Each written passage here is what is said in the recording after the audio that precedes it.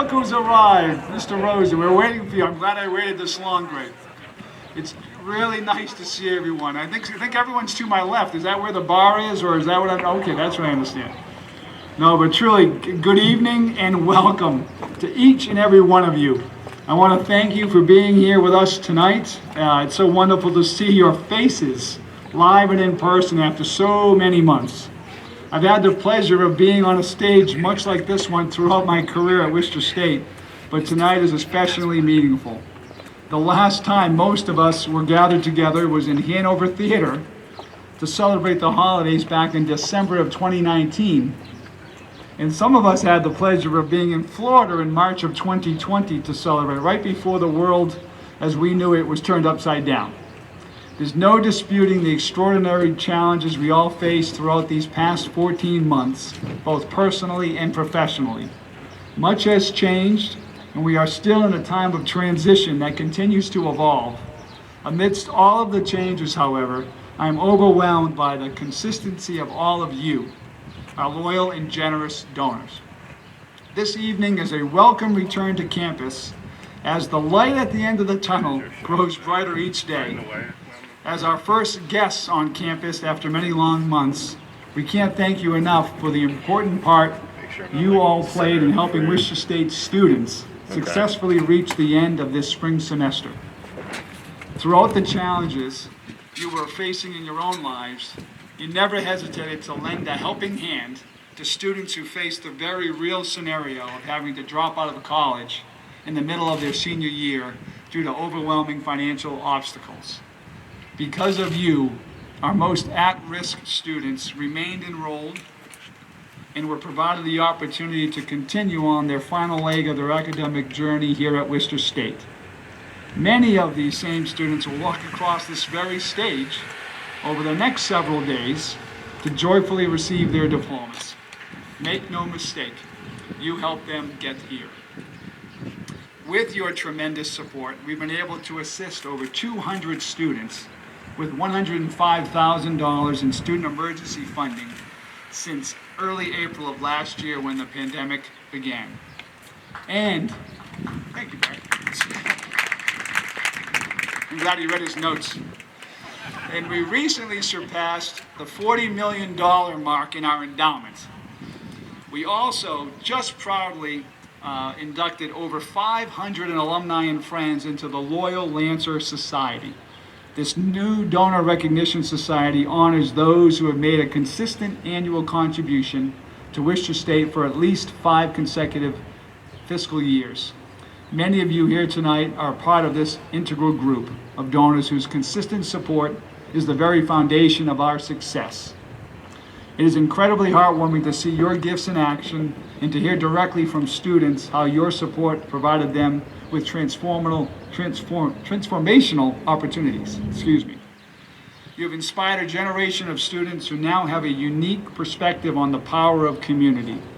They will undoubtedly be inspired to give back one day because of your influence, because of your actions. And for this, we are forever in your debt. This time of transition, while never easy, has provided us with an opportunity to rethink our processes and to fine-tune and upgrade the way we connect with all of you.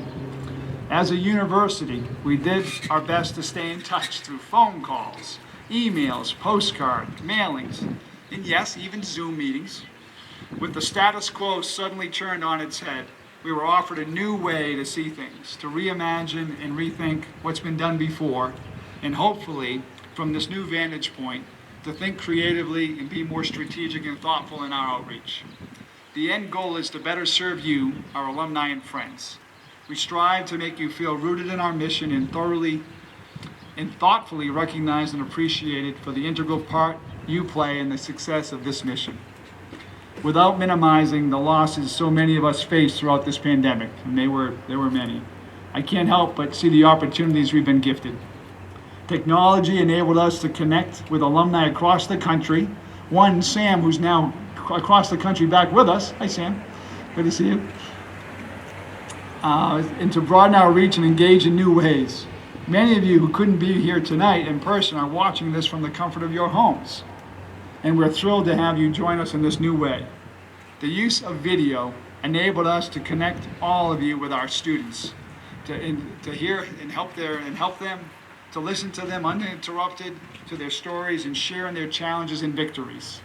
This time period has helped us reimagine how we connect and engage, while at the same time reinforcing that what always will be important, the community of individuals like all of you who are invested in education. As we move forward, we welcome your feedback, your suggestions, and as always, we hope to make your experience as a donor and friend of the university the most meaningful one possible. We are here tonight as the result of consistent hard work and innovation in always keeping the health and safety of the campus community as the #1 directive. This community has gone above and beyond with grace and resilience, and no one more so than our leader, President Barry Maloney. President Maloney showed us all what strong leadership in a time of crisis looks like. A relentless advocate of students, he understands the impact of scholarship support and private funding here at Worcester State, and the remarkable difference you all have made to sustain our mission and help us thrive. On behalf of the entire student body here at Worcester State, I thank you all again for your unwavering support of student success. And now, it gives me great pleasure to introduce to you President Barry Maloney.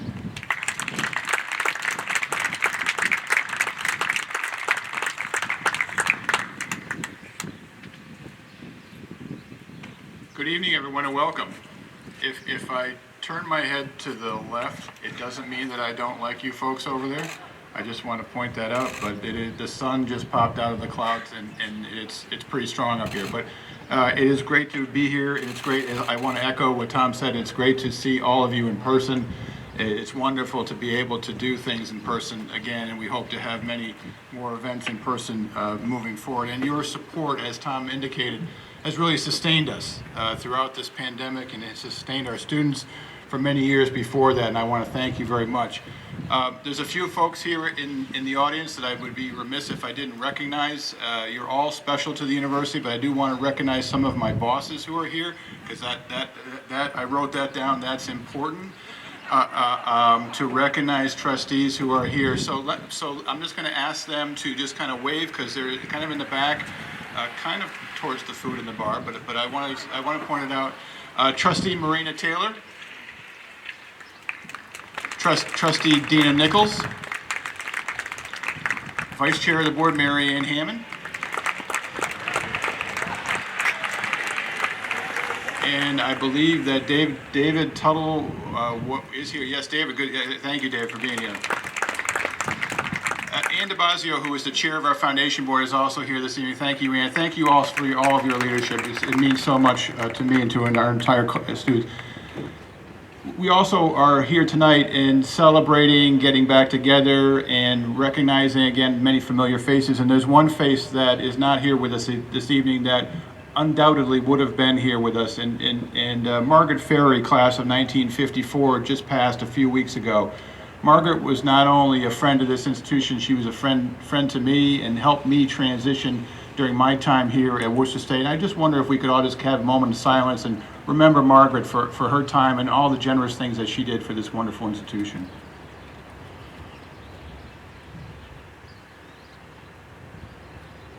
Thank you so much. Undoubtedly, Margaret would have been here, for sure. Because we have this commencement stage here this year, I thought I would update you on how we are handling commencement this year, and also provide some excerpts from the commencement speech that I have recorded and will be released this Saturday on our commencement webpage.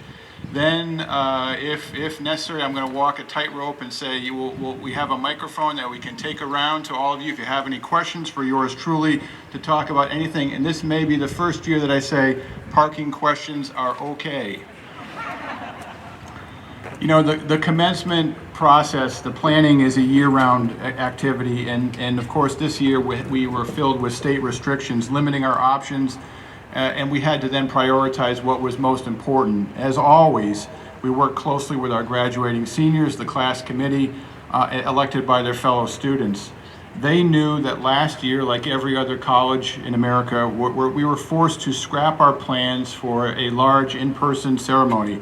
Ours, held for many years at the DCU Center, is an event that draws on average about 10,000 people, and these are faculty, staff, students, friends, and families of the class, graduating class. And instead, last year's class was ceremoniously sent off with just a video commencement last July. For the students this year, their number one priority was to make sure that we stuck to our May 15th commencement date for their commencement. So on this occasion of our 145th commencement, we will hold 3 days of a commencement stage experience. This will be beginning tomorrow, which will complement the speeches and photo collage woven into a commemorative virtual ceremony.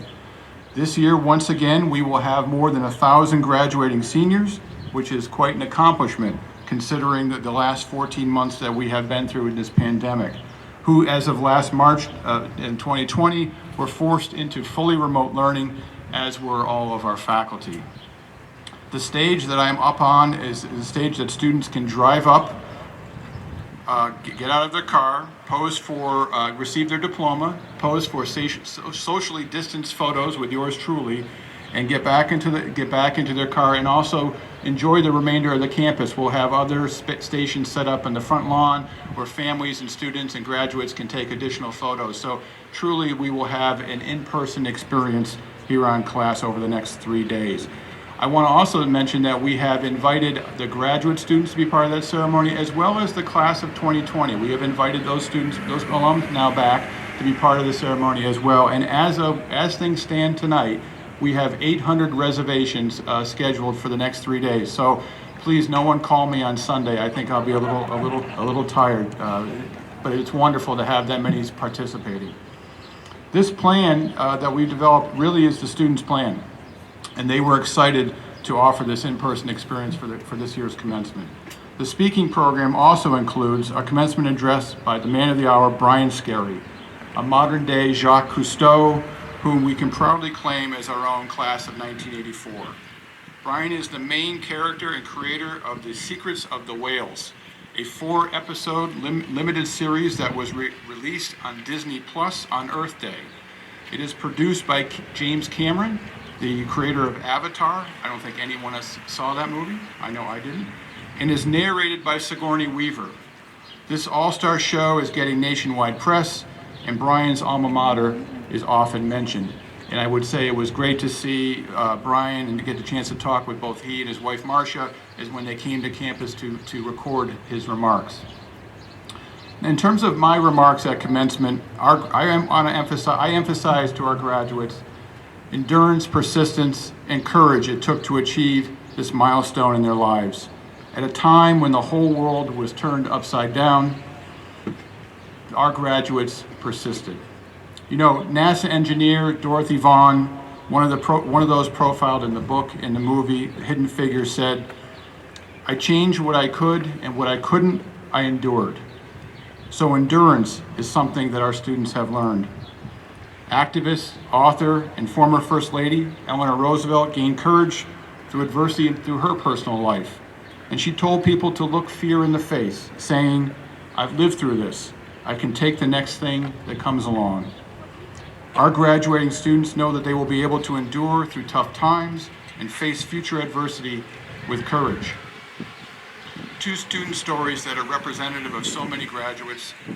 First, international student Quan Dong, a business major with an economics minor, stayed here at Worcester State during the pandemic when her family was 8,500 miles away in Vietnam. She is not only graduating, she received the Benenda Center Civic Engagement Community Service Award for teaching financial literacy to men in recovery here in Worcester. Nursing major Sarah Duff, a field hockey student athlete, helped Worcester State win its first ever Little East title in 2019, and she was working at a hospital when the pandemic hit. She was soon transferred to the unit dedicated solely for COVID-19 patients. Her number of hours climbed to 40 per week as hospitalizations rose last spring.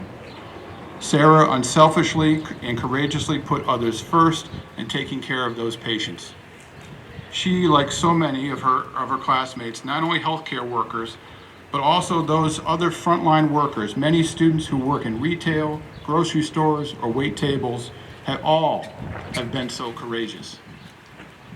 Finally, I suggest to our graduates that the arts can help us cope with the tough times as well.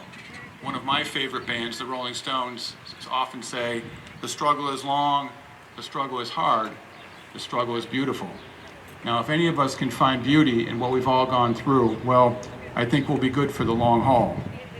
But our visual and performing arts major students, Zachary Alejandro and Emily Colley, they are graduates who managed to not just find, but create something beautiful for all of us during the pandemic. They were part of a group that composed their own music to an online art exhibit that's on the VPA website. Now, I've deliberately referenced 3 areas. Dorothy Vaughan in terms of the science and technology, Eleanor Roosevelt with regards to humanitarianism and humanities, and of course the Rolling Stones, or if some of you prefer Yo-Yo Ma, music and as fine arts.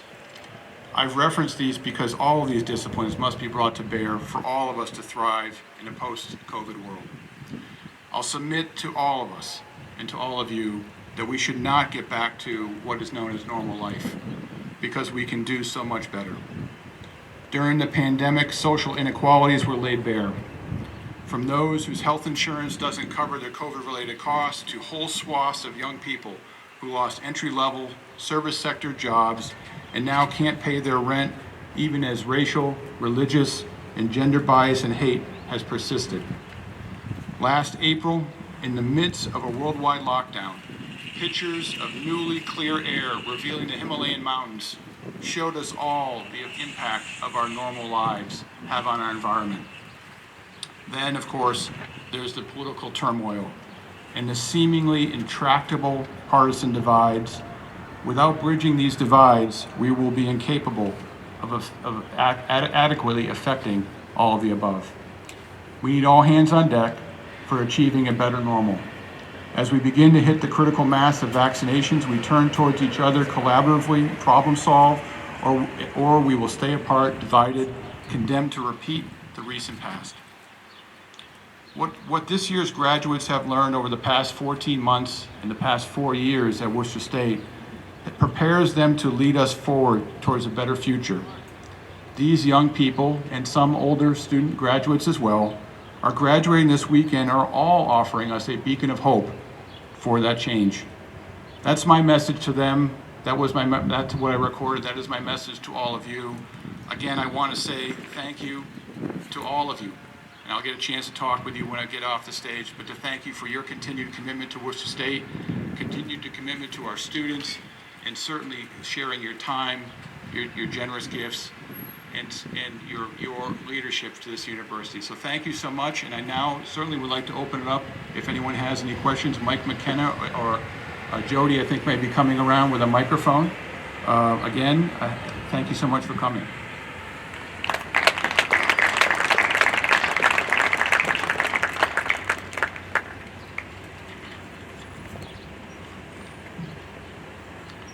Somebody's got to ask a question because my mother's online, so somebody's got to ask me a question.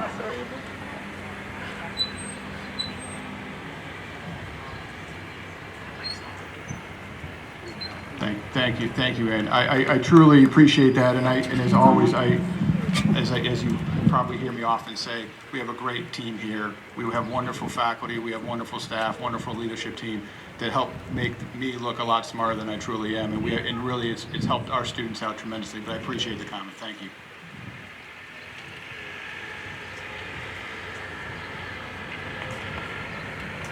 All right. Well, I will enjoy getting a chance to come around and mingle with all of you. Thank you again so much for being here this evening.